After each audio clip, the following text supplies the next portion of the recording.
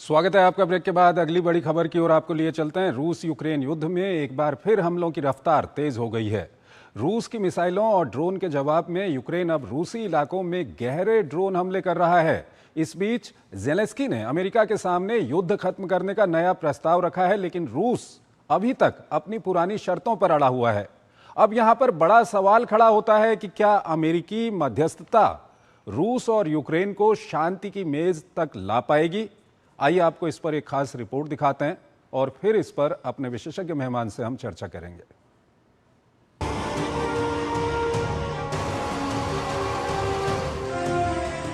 रूस यूक्रेन युद्ध में एक बार फिर बारूदी गरज तेज हो गई है। एक तरफ यूक्रेन के शहरों पर रूस की मिसाइलें, ड्रोन और ग्लाइड बम बरस रहे हैं, तो वहीं दूसरी ओर यूक्रेन 1500 किलोमीटर भीतर घुसकर रूसी तेल रिफाइनरियों को ड्रोन हमलों की आग में स्वाहा करने में सफल हो रहा है। धधकते तेल ठिकानों, मिसाइलों और ड्रोन की बौछार के बीच यूक्रेनी राष्ट्रपति वोलोदिमीर ज़ेलेंस्की ने अमेरिका को युद्ध खत्म करने के लिए नया प्रस्ताव सौंपा है। हालांकि उन्होंने प्रस्ताव की पूरी जानकारी नहीं दी, लेकिन इतना जरूर कहा कि अमेरिका दो मोर्चों पर मदद कर सकता है। पहला, यूक्रेन की रक्षा क्षमता और एयर डिफेंस को मजबूत करके, और दूसरा, रूस पर दबाव बढ़ाकर, ताकि मॉस्को युद्ध को लंबा खींचने के बजाय उसे खत्म करने की दिशा में बढ़े।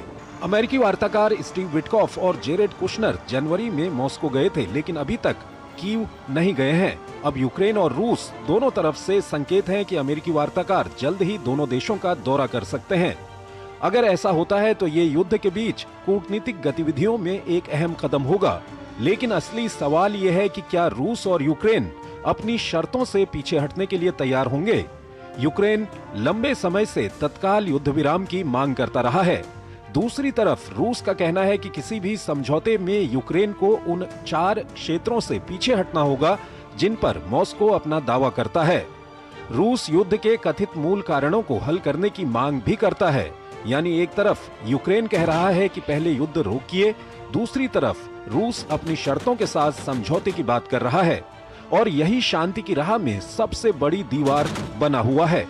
इस सब के बीच दोनों पक्ष एक दूसरे पर ताबड़तोड़ हमला कर दबाव बनाने की कोशिश कर रहे हैं। ज़ेलेंस्की का आरोप है कि रूस अगले महीने होने वाले संसदीय चुनावों के बाद नई सैन्य लामबंदी का इस्तेमाल कर सकता है। ज़ेलेंस्की की माने तो रूस चुनाव नतीजों को युद्ध के लिए जनता का समर्थन हासिल करने के तौर पर इस्तेमाल कर सकता है।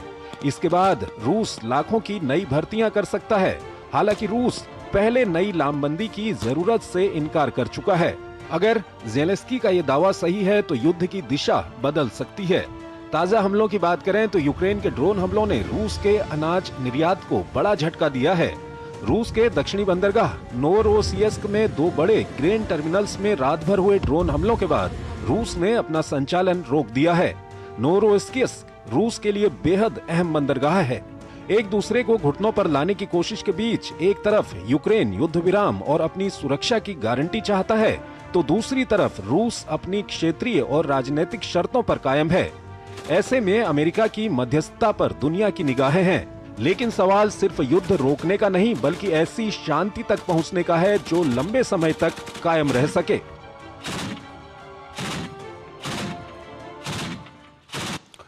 संजय भट्टाचार्य हमारे साथ जुड़े हुए हैं, फॉर्मर सीनियर डिप्लोमेट हैं, विदेशी मामलों के जानकार हैं, उनसे हम जानेंगे। संजय जी, हाल के दिनों में जो खबरें हम पिछले 1-2 महीने से देख रहे हैं, उसमें हम देख रहे हैं कि यूक्रेन काफी बड़े हमले कर रहा है रूस पर। किस तरह से आप इसको इसका एनालिसिस करना चाहेंगे? जी, ये भी एक और युद्ध है जो कि शुरू तो कर दिया उन्होंने, लेकिन कैसे उसको अंत करे उसके लिए बहुत चर्चा चल रहा है जी। इसमें भी आप देखते हैं कि एक तीसरा एंटिटी है जो कि यूरोप है, और यूरोप और नेटो का जो संबंध है यूक्रेन के साथ, उनका जो एम्बिशंस है पूर्व की ओर आगे बढ़ना, वो भी एक बहुत इंपॉर्टेंट एलिमेंट है। आपको पता होगा, याद होगा कि जब इस्तांबुल में पहला कुछ दिन के बाद, युद्ध शुरू होने के बाद, 4 साल पहले की बात है, कुछ हफ्ते बाद जब इस्तांबुल में बातचीत हुई थी तो एक समझौता हुआ था और उसका हस्ताक्षर भी होने वाला था, इनिशियल किया गया था। लेकिन उस समय नेटो के कुछ लोगों ने यूक्रेन को उससे रोक दिया और युद्ध चलता रहा, क्योंकि वो लोग चाहते थे कि रशिया को ब्लीड किया जाए, जिसको रशिया को वीकन किया जाए इस युद्ध के दौरान, और रशिया उस पर्टिकुलर जंगल में फंसा हुआ है। और अभी जो आप बात कह रहे हैं ये सही है कि क्योंकि 4 साल से ऊपर ये युद्ध चल रहा है। करीब कुछ दिन पहले नेटो का जब मीटिंग हुआ था अंकारा में पिछले महीने, उससे पहले ज़ेलेंस्की ने एक नया ऑफेंसिव चालू किया था।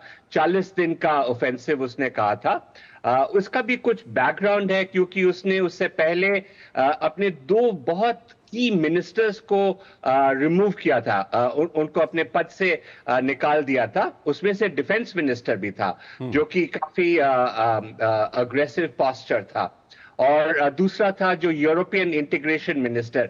ये मैं इसलिए कह रहा हूं क्योंकि ज़ेलेंस्की भी बहुत फंसा हुआ है, उसके देश में भी बहुत सारे मसले हैं। उसका जो जनसंख्या है पुरुषों का जो कि युद्ध करने लायक है, उनका जनसंख्या भी कम हो रहा है हर रोज। और ये जो वॉर ऑफ अट्रिशन जिसको हम लोग कहते हैं, ये यूक्रेन रशिया के साथ नहीं जीत पाएगा, लेकिन अगर इसको ज्यादा देर तक चले तो उसका पेन और भी ज्यादा होगा अपने लोगों पर।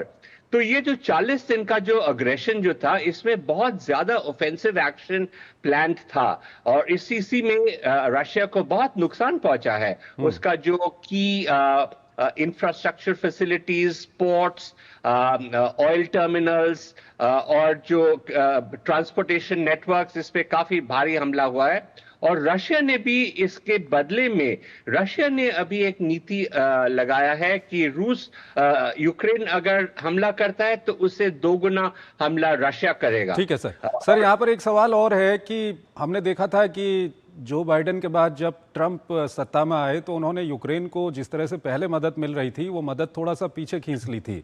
लेकिन हाल के दिनों में जिस तरह से यूक्रेन सफल हो रहा है, क्या हम कह सकते हैं कि यूक्रेन को एक बार फिर अमेरिकी मदद वैसे ही मिल रही है जैसे पहले मिल रही थी, चाहे वो सैटेलाइट्स की मदद हो या दूसरी मदद हो?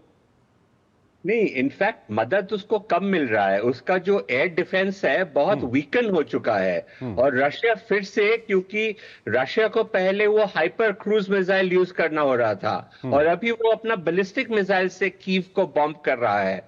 वो पुराना जो पेट्रियट एयर डिफेंस सिस्टम था जो कि अमेरिका ने दिया था, जो कि अभी खत्म हो चुका है यूक्रेन के पास, उसके पास अभी स्टॉक्स नहीं है। और इसी को एडवांटेज लेते हुए रशिया भी अभी बहुत भारी वहां पे बम्बिंग कर रहा है। ठीक है सर। अंतिम सवाल है और ये काफी महत्वपूर्ण सवाल है, क्योंकि पूरे हमारा जो ये रिपोर्ट है इसकी केंद्र बिंदु यही है। ये जो अब ज़ेलेंस्की की ओर से प्रपोजल दिया गया है एक अमेरिका को युद्ध रोकने का, और रूस की अपनी पुरानी शर्तें हैं, अमेरिका एक बार क्या फिर एक्टिव होगा इसको लेकर के, युद्ध रोकने को लेकर के? अगर होगा तो कितना इसको सकारात्मक माना जाए? हाँ, अमेरिका, ट्रंप ने जब ज़ेलेंस्की के साथ मिला था अभी नेटो समिट के टाइम, उस समय उसने कहा था कि इसका अंत जरूर करना है जल्दी से जल्दी, और एट द सेम टाइम उसने कहा था कि हम कुछ मिनिमम आपको सपोर्ट आगे और करेंगे मिलिट्री सप्लाईज का।